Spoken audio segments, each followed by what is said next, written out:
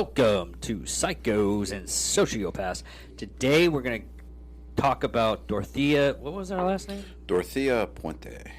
Dorothea Puente.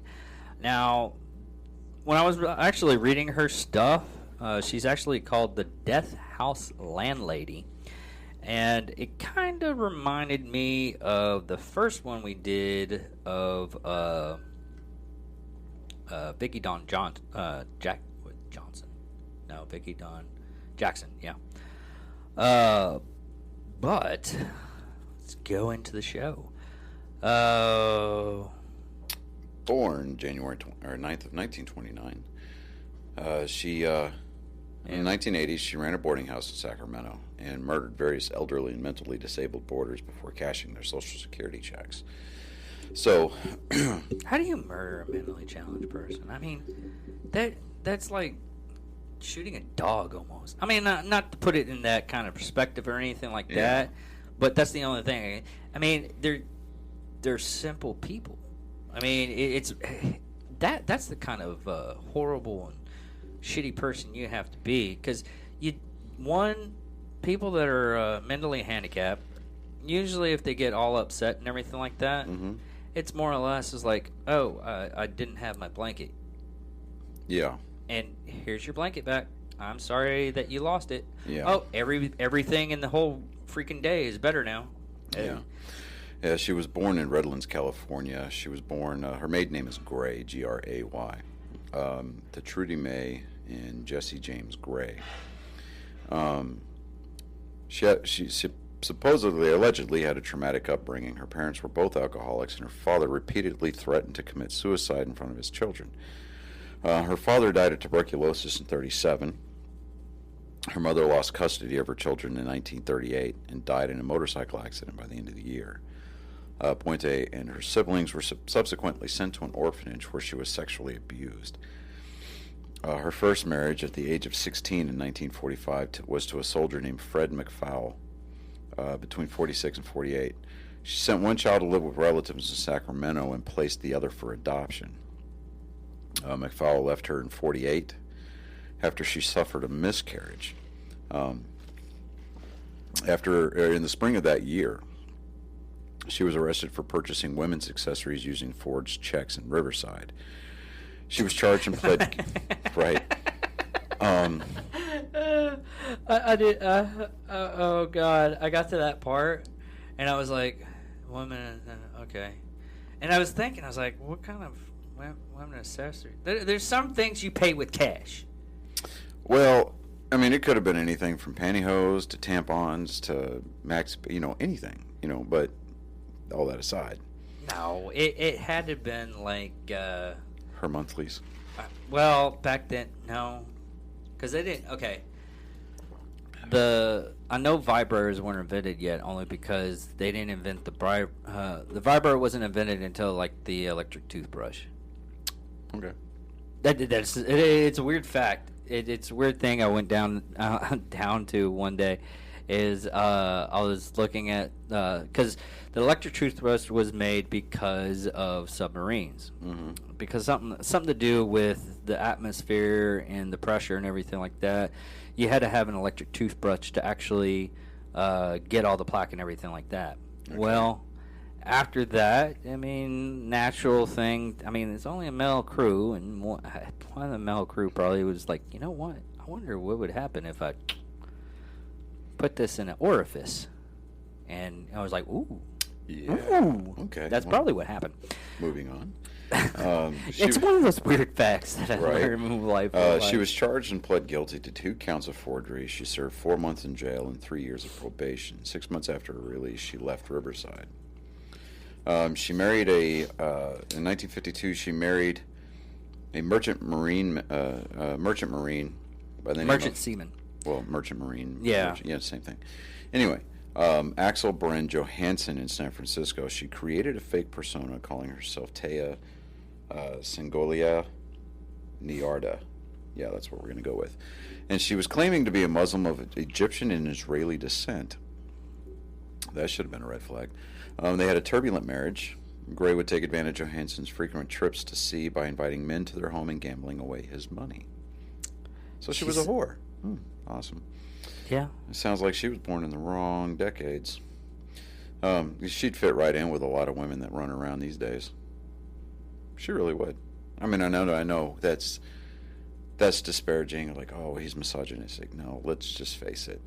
You know, this type of thing has been happening for like it has ever. Yeah, right? well, I mean, it happened. It's been happening forever. So, but still, I mean, prostitution is the oldest profession, and you seem surprised about that. No, I'm not surprised about it at all. That doesn't surprise me at all. I'm not surprised about it. What I'm saying is, it's just the fact that, you know what? I'm just not going to go down that road. You can go down that road. So, she was arrested in 1960 for owning and operating a brothel under the guise of a bookkeeping firm in Sacramento.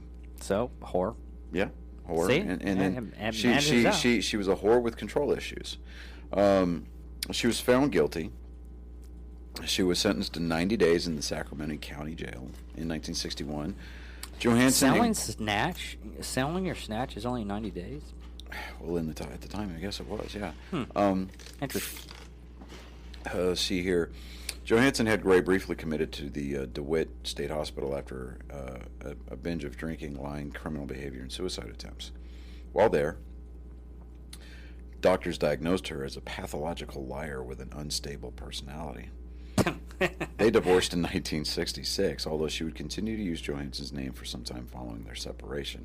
I hate to say this right now, and this is misogynist. I mean, you got like 80% of women that actually do that. Or that they get divorced and they keep the other person's name? No, I'm talking about pathological liar. Oh, well, yeah. It happens. Yeah. It happens. Very, very few women that I know that aren't a pathological liar. I mean, it might just be the circle that I hang out with. And our super friend is probably going to have a heyday with us. I think a lot of it goes back to your upbringing. Yeah, I mean, if we're going to just throw that out there, it's a lot of it is the byproduct of the upbringing. When you're exposed to one parent or the other doing and saying anything and everything to get their way, and then they normalize that behavior. Yeah. You know, what's to keep this person? Well, okay, so. Well, it's also like the whole thing about having 80% of the men that are not pathological liars too. Oh yeah, no, it goes on both sides. Yeah, it's both sides. I mean, I'm just putting it out there that it's like for both sides. It's like 20% of they're actually. Yeah, the world's full of shitbags. You know, both men and women. Shit pumps. The world is full of shit pumps on both sides of the gender equation. Yeah. And there are only two sides of this equation. There's an A and a B. So I want to bring that to the United States. Shit pumps. Shit pumps. Shit pump. Yeah, absolutely. So yeah, but I mean, so staying off track for just a second here. You know, you look at. I mean, one of the key factors of divorce nowadays is deception. So yeah. And then if we're going to tie this all in here. When you're exposed, okay, so say for example, whether it be the mom or the dad, usually in this case, in a lot of cases, it's the dad has these grand ideas like, hey, I'm going to go out, I'm going to buy land, I'm going to build a house out here. We're going to have, we're going to set up our happy ever after, right? Yeah. Mom doesn't like that because mom's got grandiose, delusions of grandeur about the woman's role versus the man's role, and whatever. So they threaten divorce. Man sells land. Okay? Woman files for divorce anyway. Woman gets involved with, let's just say, less than reputable human beings. Marries said less than reputable human being. Woman's got a kid in tow. Mom has to be put into a position where she has to either choose her husband or choose their kid. Mom finally wakes up, pulls her head out of her fourth point of contact, chooses the kid. And then mom goes on and instead of marrying, just has an affair with, I don't know, one, maybe two married guys, just so that way she can feel that companionship while still maintaining her independent role. Like, okay, come on, we get it. Codependency is a thing, but if we can help it, let's not pass that shit on to our kids. Oh, that's definite. Because what's going to end up happening? The kid's going to swear up and down that they're not going to turn out to be like their mom and dad, and they turn out to be a carbon copy of the parent that raised them. And what's going to end up happening there? They're going to repeat that cycle. They're going to go out. They're going to get married. They're going to have a couple of kids, and then it starts happening. They start playing the part of this abused, neglected, Hausfrau or husband. I say Hausfrau. Hausfrau, for those of you who are less than linguistically gifted, that means housewife. But either the man or woman sets themselves up, in their social circles as being less than loved, less than appreciated. And then either through their own delusional logic or through the enabling of the people that they run around with, engage in an affair. And the second that they get caught, they're the victim. Right? It's just, you take that, which is basically the model for a lot of divorces pre, during, and post, right? You can plug that into this profile that we're doing here today. It fits it to a T. She gets divorced because her husband's like, look, you gave up one of our kids for adoption, and you sent the other one away. I'm out of here. Yeah. Dude cut his tie. I mean, he cut his losses. He's like, look, okay, I'm never going to see these kids again. What am I supposed to do? And this was back in the what is it, the 48. Yeah. Okay.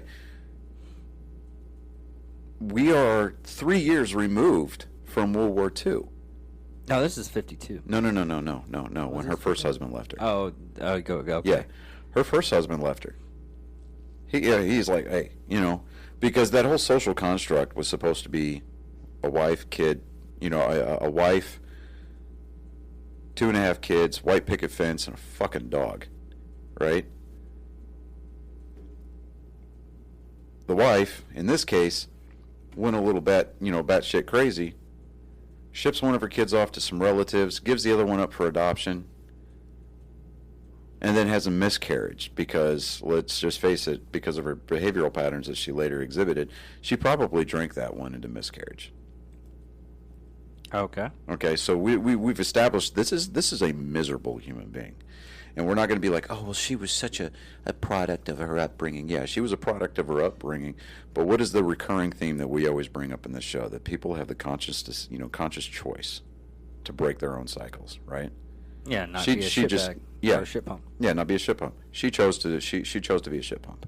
So, and then she continues. She lies. She sets up this persona, marries this other guy under false pretenses, and now she's continuing to use his name. Okay, and like when my first marriage ended, she changed her name really quick, and I'm not disparaging anybody that I'd been married to in the past. I'm not disparaging anybody that continues to use their married name because there may be circumstances involved with it or whatever. But 90% of the time, it's just out of pure unadulterated laziness. And if the person's vindictive enough, they're going to keep that name because they know that if they go out there and they're sleeping around or they're just making complete horses' asses out of themselves, what's the one thing that they're going to look at? They're going to look at the name. Yeah. And anytime that you go up and you're have any kind of degree of visibility out there, they're going to look and see your name, and then you're going to be guilty by association. Like, oh, you're related to so and so. That must mean you're the same person.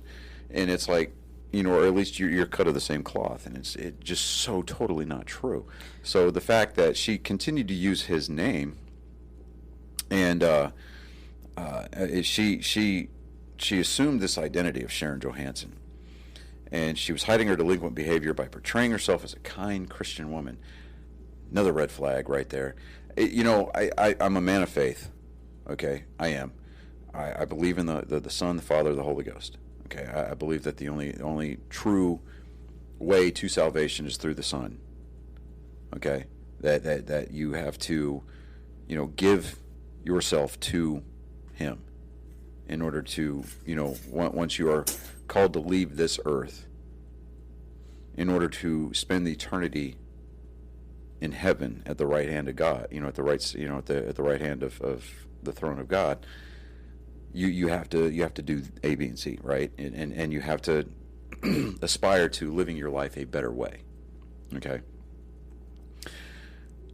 But it's in the Bible. This they talk a lot about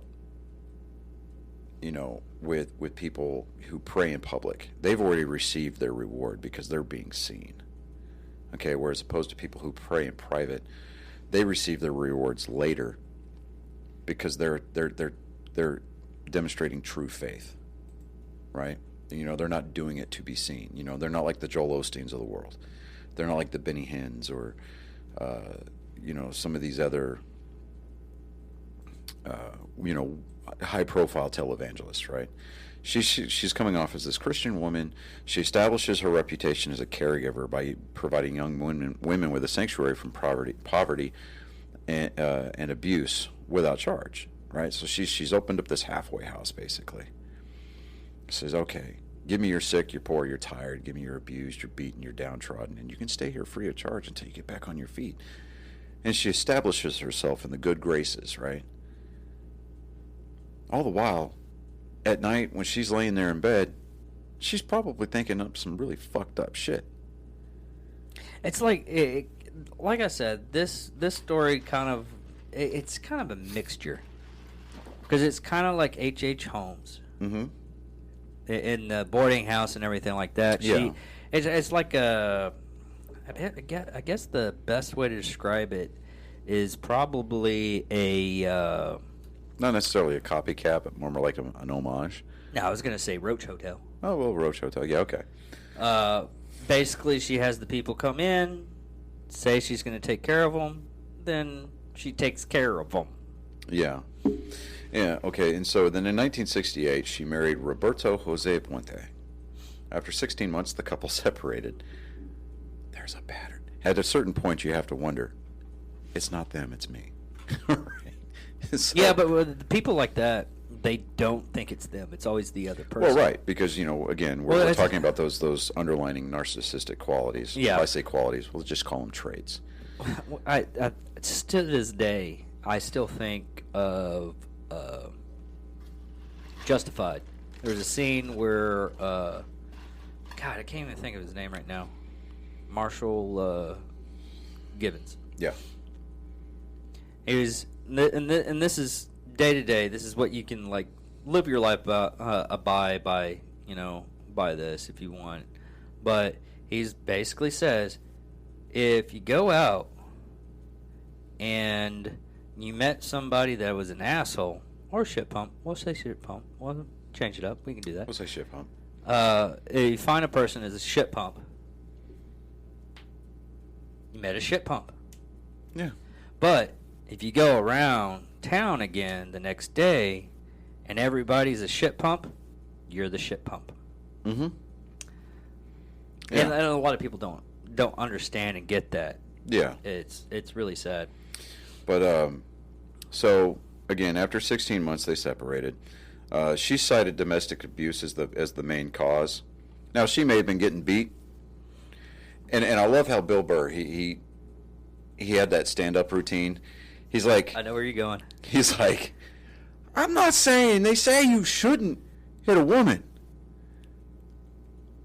I'm not saying that you should, because I'm also not saying that there's not a reason to. I mean, now again, let us as Angry Meat Production quantify this. We do not condone domestic violence. We especially do not condone domestic violence against women, because it takes no kind of man with any kind of backbone, moral upbringing, background, whatever, you are projecting major baby dick energy if you hit a woman simply because you can.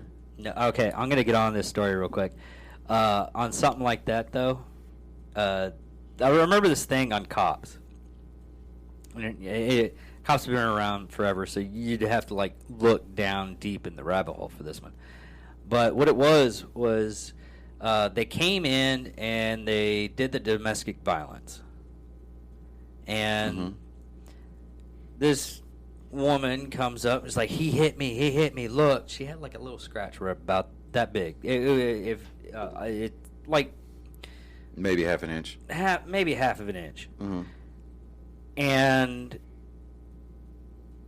it was a defensive wound from the guy that was in a fucking corner that was beaten half to death. Of course they arrested her. I don't know why, but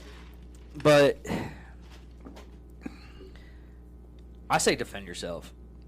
Yeah, stand your ground. Yeah. And see, because don't go stupid crazy. Like a lot of people, especially these days, when they get this anonymity that they get when they hide behind this keyboard and the screen, they've forgotten what it means to get punched in the mouth.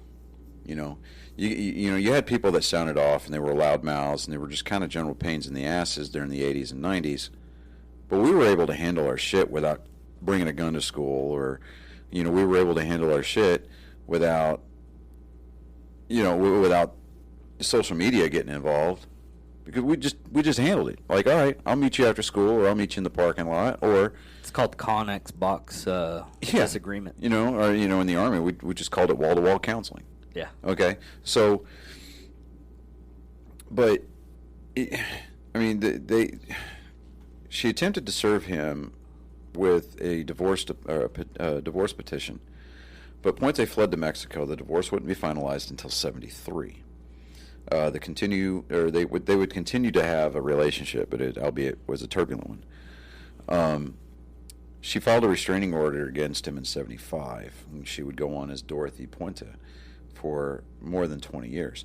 Now, with her third marriage, how can we kind of describe this without it being pegged as being bigoted? But you do see a lot, or at least hear a lot of stories about Hispanic men being very abusive to their women. And I don't know if that's part of the culture or what. I'm not entirely sure. I'm admittedly not educated enough there to speak well about it. But it's just things that you hear. And you see occasionally, but then you kind of write that off as maybe like an isolated incident or whatever. Yeah. But you do hear about it a lot. I mean, and it goes on both sides, where the Hispanic men tend to be a little bit more violent, but then again, Hispanic women, you really don't want to cross them, you know. But you know what's really sad though? Yeah. Not to. Okay, as the last thing, we'll get back on topic. You might hear a lot of a Mexican woman being very fiery and everything like that, but every time I've told somebody that, I was like, "Oh, you think you had it bad?" I was like, "Dude, I was married to a Filipino woman." Every person I've ever talked to, were always like, "Oh, I'm sorry. Do you need like special kind of help, like therapy or anything?" I was like, "No, I already had it." Yeah, right. But getting back on topic, in 1978, Gray was charged and convicted of illegally cashing 34 state and federal checks that belonged to her tenants. Yeah, but leading up to that, real quick, following her divorce from Puente, okay, she would focus on running a boarding house at 21st and F Streets in Sacramento. She established herself as a genuine resource to the community to aid alcoholics. So they put up that public persona. The homeless, mentally ill, by holding AA meetings. She assisted individuals to sign up for Social Security benefits. She changed her public image to that of a respectable older matron by putting on vintage clothing and wearing large granny glasses. She straight up looks like a Walmart Estelle Getty. Okay, yeah, I can see what you're getting at. Yeah. So she let her hair turn gray. She established herself as a respected member of Sacramento's Hispanic community. She funded charities, scholarships, radio programs. She eventually met with and married a Pedro Angel Montalvo. Though Montalvo abruptly left the relationship after only a week after their marriage. Oh, wow. This dude, he let himself get duped. He hit it, and he was like, this bitch is crazy. You know what? The only thing I can actually say is if I actually have sex with a woman again or date a woman again, we'll just go with dating a woman again. If the sex is like fantastic, unbelievable, and everything, yeah, I'm leaving. Yeah, run away. Yeah. I mean, crazy is the best kind of loving, but let's it's crazy. Okay, yeah. See, because there's different levels of sex, right? You've got that they lay there like a lump on a log, and then you've got the ones that are they get a little into it, but then they're like, oh, I can't do this, this, and this because I don't want to feel trashy, right? Those are the ones you got to start looking out for those, right? That's where your radar starts going off a little bit, like it's like a faint, distant blip off in the horizon. And then you got the one that tries to throw you off, and you're like riding a freaking Bronco. Well, you got the ones that are like, once you get past the whole trashy thing, right?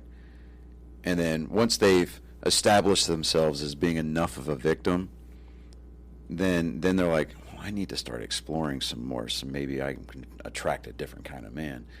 When in reality they just downgrade because they get the ones that'll do those types of things to them, but don't respect them because while they're screwing you, they're screwing everybody else too. So battle that aside. Okay, now on the flip side of it, okay.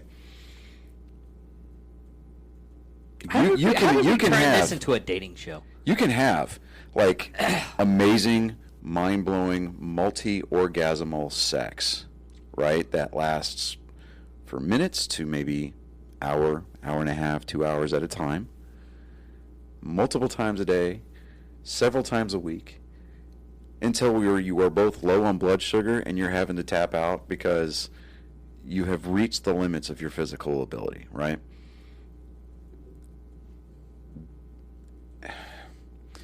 In order for a woman or even a man to be able to do that kind of a thing, I have learned that you've got to have that connection that goes way past the physical, because you got that physical attraction here, and then everything else that's more of a substantive nature hides behind that wall, right? You've got that mental, intellectual, and then even spiritual connection on the backside of it. So you got to try to figure out a way to hurdle the physical to get to the good stuff, establish yourself in here, and then you can backtrack, and this becomes much, much better, right? Yeah, so Montalvo, bully on you, dude. Bravo. We're going to give you the golf clap. We're going to christen something today. What's up? The Angry Me golf clap. Okay. So now he left the relationship after a week after their marriage. Now, well, like you were saying, in '78, she was charged and convicted of illegally cashing 34 state and federal checks belonging to her tenants. She was given 5 years probation in order to pay $4,000 in restitution. So it's like, okay, how much money did she end up getting away with? She only had to pay back $4,000. It kind of sounds like she actually got more money, but it does. 4,000? Yeah.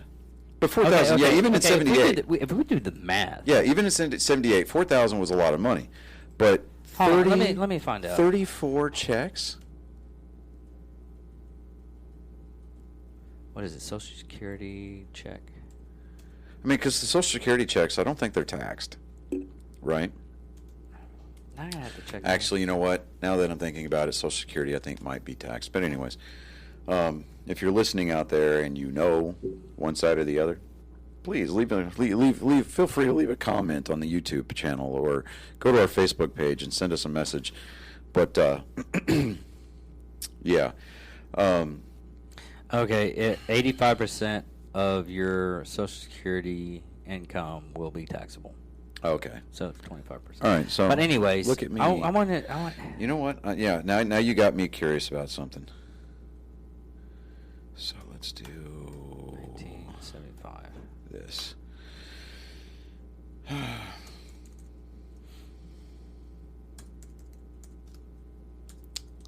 No, not.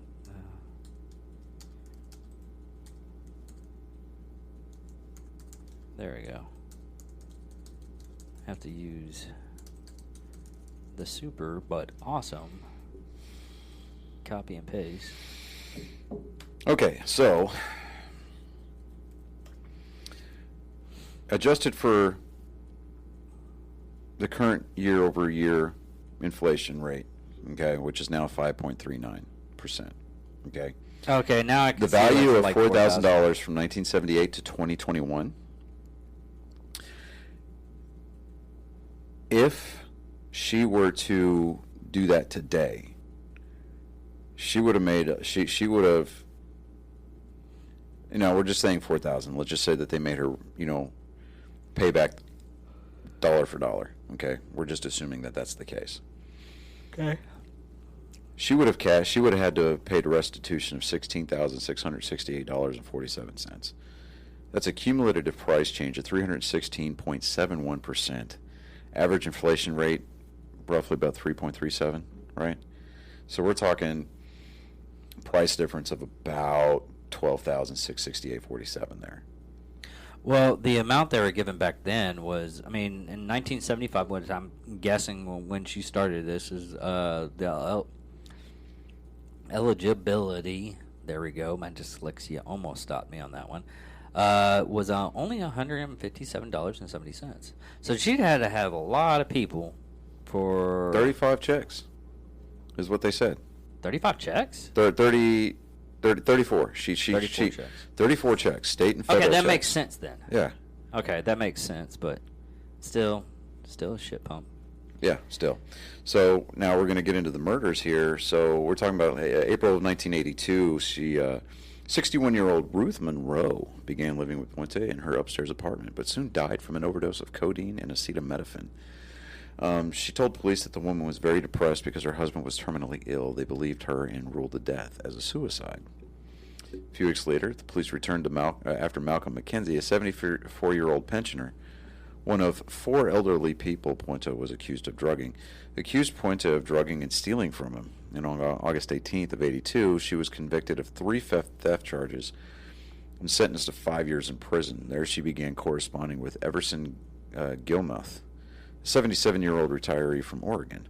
A pen pal friendship developed, and when Puente was released in 85, after serving 3 of her 5 years, he met her outside the prison driving a red 1980 Ford pickup truck. The relationship developed quickly, and the couple was soon making wedding plans. Oh, God, that's another good sign. Dude, I'm telling you. Yeah. First time we met face to face, I picked her up my F-150 outside the prison. Yes, sir. You almost have to, imagine he had a spittoon or a spit bottle, holding, sitting in the cup holder of that truck. It wasn't even, I could see the spittoon.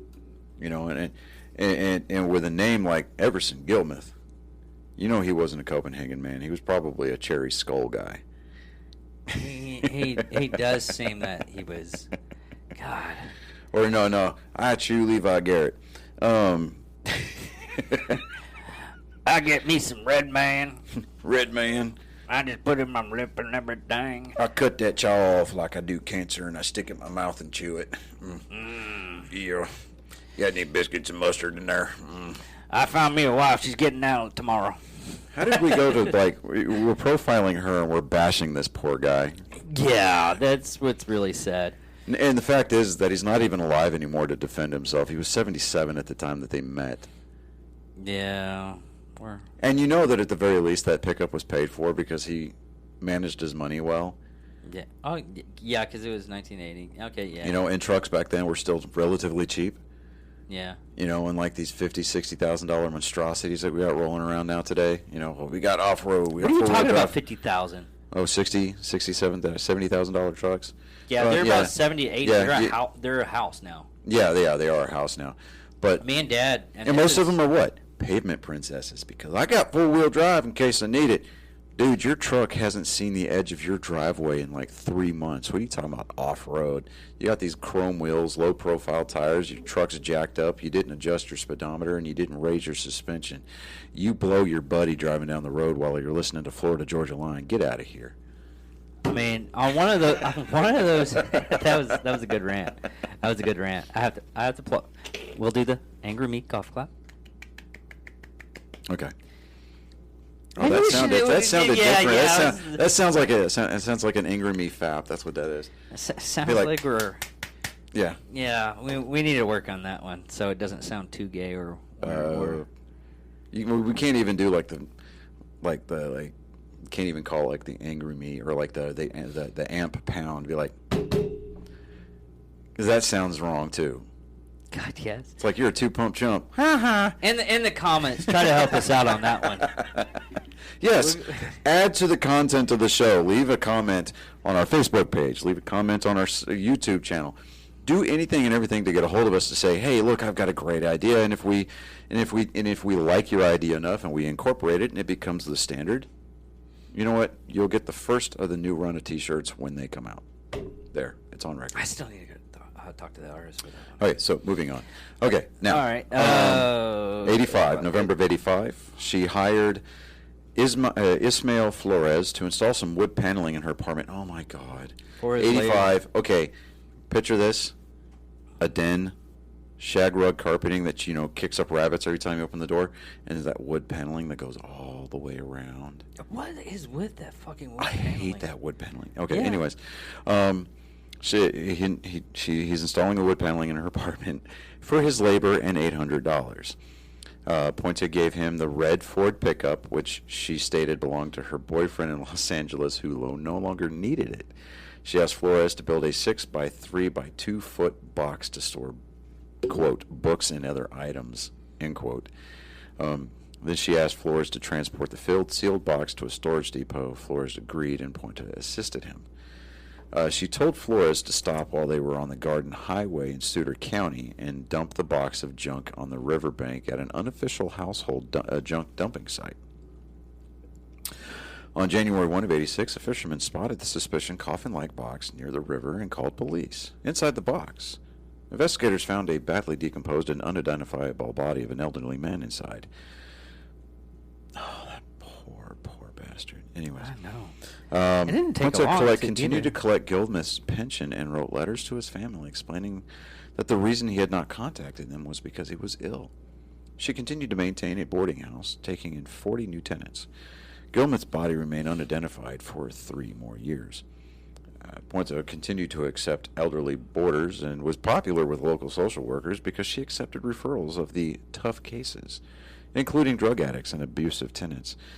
She collected tenants' monthly mail before they saw it and paid them stipends, pocketing the rest for, quote, expenses. During this period, parole agents visited Puente at least 15 times. Though she had been ordered to keep away from the elderly and refrain from handling government checks, no violations were ever noted. Suspicion was first aroused when neighbors noticed the odd activities of a homeless alcoholic known as Chief, whom Puente had stated she had adopted, more or less, and hired as her handyman. Puente had Chief dig in the basement and cart soil and rubbish away in a wheelbarrow, and at the time the basement floor was covered with a concrete slab. Chief later dismantled a garage in the backyard and installed a fresh concrete slab there as well. I wonder if he put rebar in it. Soon afterwards... You can't put rebar with bodies. I know. I was being facetious. Oh, okay. And for those of us who don't have $20 vocabularies that they'll never pay back, facetious means sarcastic. And now you know. No one's half the battle. Soon afterward, Chief disappeared. Don't ever do that again. What the? Hey. Yeah, it looked creepy. Well, hold on. I can do the whole Rick and Morty thing. Yes. Fuck it, I'm in. Right? You son of a bitch, I'm in. On November 11th of 1988, police inquired about after the disappearance of tenant Alberto Montoya. My name is Alberto Montoya. You killed my father. Prepare to die. I don't know why I heard that. Anyways. I mean, she literally died. Yeah, I mean, she just kept going. A developmentally disabled man with schizophrenia who had been reported missing by a social worker after noticing disturbed soil on the property. They uncovered the body of tenant Leona Carpenter, 78. 7 bodies were eventually found buried on the property. She was charged with a total of 9 murders. Puente's boyfriend, Everson Gilmeth, 77, and 8 tenants who lived at the boarding house. Ruth Monroe, 61, Leona Carpenter, 78, Alberto Gonzalez Montoya, 51, Dorothy Miller, 64, Benjamin Fink, 55, James Gallup, 62, Vera Faye Martin, 64, and Betty Palmer, 78. Remember those names. According to investigators, most of her victims had been drugged until they overdosed. Puente then wrapped them in bed sheets and plastic lining before dragging them to the open pits in the backyard for burial. During the initial investigation, she was not immediately a suspect, and she was allowed to leave the property ostensibly to buy a cup of coffee at a nearby hotel. Instead, after buying coffee, she fled immediately to Los Angeles, where she befriended an elderly male pensioner, whom she had met in a bar. Unbeknownst to Puente, the pensioner recognized her as the woman he saw in television news reports. He contacted local law enforcement, who then quickly arrested Puente. Good for him. Good for him. Look at you, dude, all up on it, man. Come on now. Granting a change of venue motion filed by Puente's lawyers, Kevin Climo and Peter Vaughton III, a judge transferred the trial to Monterey County. The trial began in October of 92 and ended a year later. Prosecutor John O'Mara was the homicide supervisor in Sacramento County's district attorney's office. He called over 130 witnesses and argued to the jury that Puente had used sleeping pills to put her tenants to sleep, then suffocated them and hired convicts to dig the holes in her yard. Climo concluded his closing argument by showing a picture commonly used in psychology that can be viewed in different ways, saying, "Keep in mind, things are not always as they seem." The judge deliberated for over a month, or the jury rather. The jury deliberated for over a month and eventually found Puente guilty of 3 murders. A month after this one? Right? I mean, the fact that they even let her, oh, you're not a suspect right here. No, lady, this is your property. Yeah, we're going to look at you. At the very least, you're under house arrest. You can't leave the property. Well, they even gave her that, and she still... No, they let her leave the property. It's like, who? You know what? Okay, anyways, moving on, because that's just a whole other soapbox right there. I think that was just basically the whole, but it's just grandma type deal. Optics, man, I'm telling you. Yeah. The jury was deadlocked 11-1 for conviction on all the counts, and the lone holdout finally agreed to conviction of 2 first-degree murder counts, including special circumstances, and 1 second-degree murder count. The penalty phase of the prosecution was highlighted by her prior convictions introduced by O'Mara. The defense called several witnesses who showed Puente had a generous and caring side to her. Witnesses, including her long-lost daughter, testified. Wow, they dug her adopted daughter up? Or which daughter was this? The one that got adopted, or the one that she sent off? It probably wasn't one of her long-lost daughters. It was probably just someone that they found. Crisis actor, yeah. Yeah. Well, it was Los Angeles area. Yeah. Somebody just begging to break in. It's one of those She was things. probably casting couch before they wheeled her into the courtroom. That's hilarious. Back then, the couch was actually made out of leather. Yeah. It's either clean with the Windex. Yeah. No. Witnesses, including her long-lost daughter, testified how Puente had helped them in their youth and guided them to successful careers. Mental health experts testified of Puente's abusive upbringing and how it motivated her to help the less fortunate. At the same time, they agreed she had an evil side brought on by the stress of caring for her down-and-out tenants. O'Mara's closing arguments focused on Puente's acts of murder. Okay, and I think that this is an excerpt here. Does anyone become responsible for their conduct in this world? These people were human beings. They had a right to live. They did not have a lot of possessions, no houses, no cars, only their Social Security checks and their lives. She took it all. Death is the only appropriate penalty. I like that. It's very stern, very forceful, very to the point. Yep. Because of the time frame, they did not kill her, and she died in natural causes at 82 in March 27th, 2011. Yeah. She was 82 years old. Wow. She lived way too long. Yeah. Well, there's two sides on this. And you know she had people looking out for her in prison, though. Like, you got better leave grandma alone. She was able to do it on the outside. What makes you think she couldn't do it on the inside? Yeah, this is true. Yeah. I love this because you get down to the media section of it, right? She's been featured on numerous true crime television shows, including Crime Stories, Deadly Women, A Stranger in My Home, and World's Most Evil Killers. 91, there was a film called Evil Spirits starring Karen Black and Artie Johnson, loosely based on the murders. 98, she began corresponding with Shane Bugbee. The result was Cooking with a Serial Killer, which came out in 2004, including a lengthy interview, almost 50 recipes. So, Soylent Green. How to Serve Man as a Cookbook. Well, I actually was thinking, I mean, if she actually didn't drug these people and just slit their throats, she could probably just pull a Sweeney Todd. Exactly, yeah. I'm going to see here. The boarding house at 1426 F Street in Sacramento was included in the 2013 home tour held by the Sacramento Old City Association.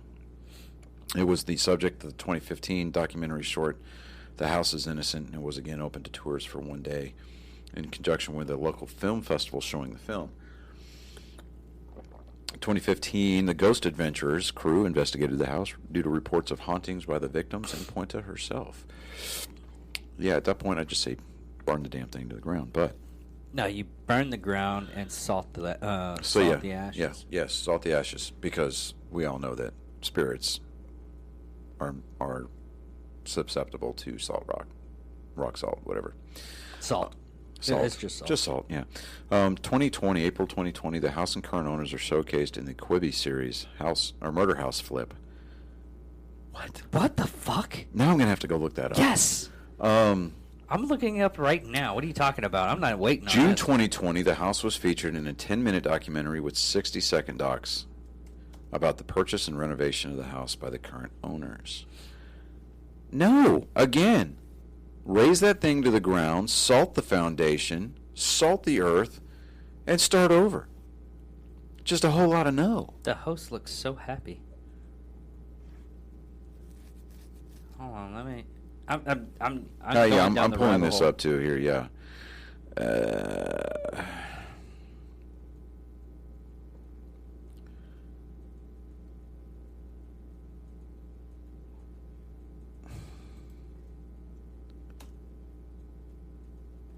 Oh, this is interesting. October 22nd of 2020. Mr. Beast. He's a YouTube, TikTok. Yeah, I know who he is. Okay. He was turned down by Quibi before the app went bust. And if you've seen any of his videos, this dude gives away money like it's going out of style. Yeah, because he makes a shit ton of money. He was talking about how he does his stuff. Basically, any money that he gets, he pushes it towards the business. Mm-hmm. He takes it as a capitalist thing. Any money that he makes on it, that's like extra and everything. Yeah. He takes the stifling, but then again, he goes in and he gets most of it away. Yeah, but it helps him. It's one of those things. He makes more money giving so much money away. Yeah.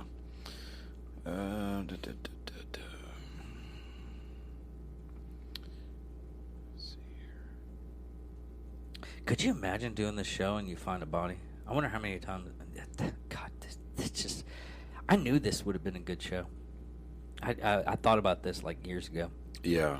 But like me, I mean, I can say I thought about this, but I don't have any proof, so I can't really say anything about it. But it's one of those things as I thought of. I was like, man, you could probably renovate those things and make a bunch of money because it has history. Yeah, there's a very niche market for people who want to buy things associated with serial murders. So yeah, but they beat me to it. Right. Yeah. So yeah, we have to sit here and flail at this very single A ball podcast, just talking about things like this. Yeah, I know. One of these days, Coach is going to call us up, and we're going to get to double and triple A. One day we'll be in the show. One day we'll actually be at back.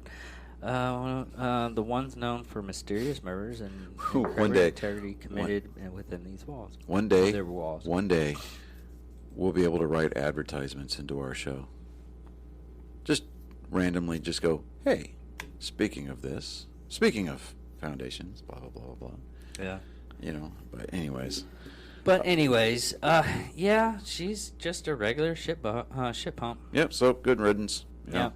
I kind of wish that she didn't die of natural causes. And going into the whole, a lot of people would go, oh, they need to be committed. I honestly think they should have like a psych profile done on these people. Like Ted Bundy, mm-hmm. He should have been killed fast because he didn't have any remorse or anything like that. He's one of those people who's like, all right, we're going to fry this motherfucker up. But there's some people out there that actually feel guilt. And I believe, like, a life behind bars, it would be a more suited punishment because they have to live with that guilt every day. Yeah, but then you're going to find those people that are intelligent enough, or they're going to find the right defense team that's going to get them to slip into one crack or one, they're going to find a way to get them out of the appropriate punishment.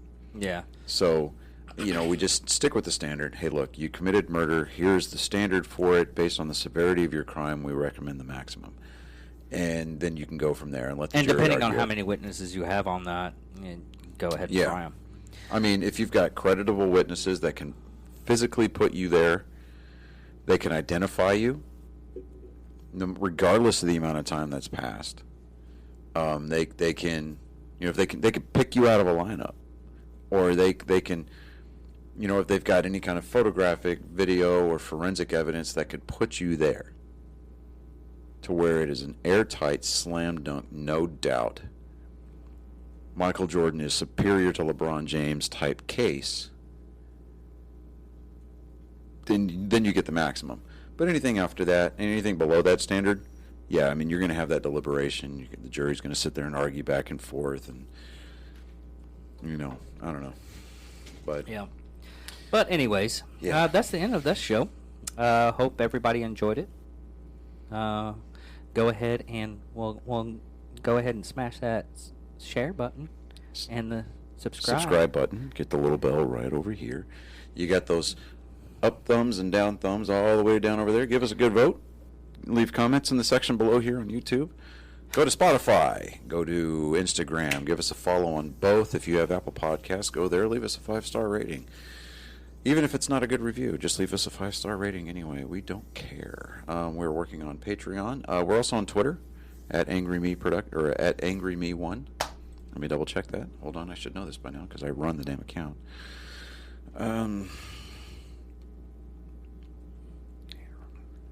At AngryMeProduct1 on Twitter. But What's sad is you need to send me the stuff for that, and I'll have to put it all in the description again. Yeah. I need to make a. What I need to do is I need to make a script for all the stuff that needs to be put into the thing. Yeah. Description. You know what we should probably do too is we need to take take our episodes. We can just take little excerpts. I tried that. Well, we take excerpts from our conversations, right? And we break them down and we start a TikTok page. Yeah, we could probably do that. Okay. I think that would be simple enough, and you could actually run that. It's just, based on the algorithm, the way it works is you can look at the analytics. What time is the best time to post the video, and then based on the number of hashtags that you put in the description, will circulate that video to more people to their For You pages. Okay. And yeah, but anyways, digressing.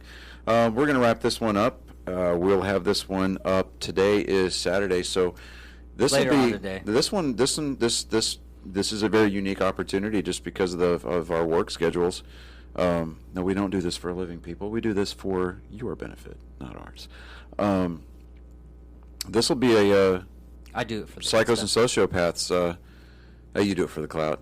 For the clout, right? Yeah, I want to be YouTube famous. You want to be YouTube famous? God, I hate that. I want to fucking do it. phrase. I want to do it for the Vine. God, you remember Vine? That We was- still got one more episode. Yeah. Got Anyway, this so we can do all this later. you totally jacked me up here. Okay, yeah. So this episode's going to be fresh out of the. It's gonna be same day made. It's going to be like a Copenhagen chewer's dream, getting same day Copenhagen. So it's going to be a same day episode. So I hope you all enjoy listening to it as much as we thoroughly enjoyed making it. God, Yeah. there's a little bit of Ozzy and Harriet for you. Yeah. But until then, I'm David Dickerman, I'm Johnny Skelton. and thank you for watching. Goodbye.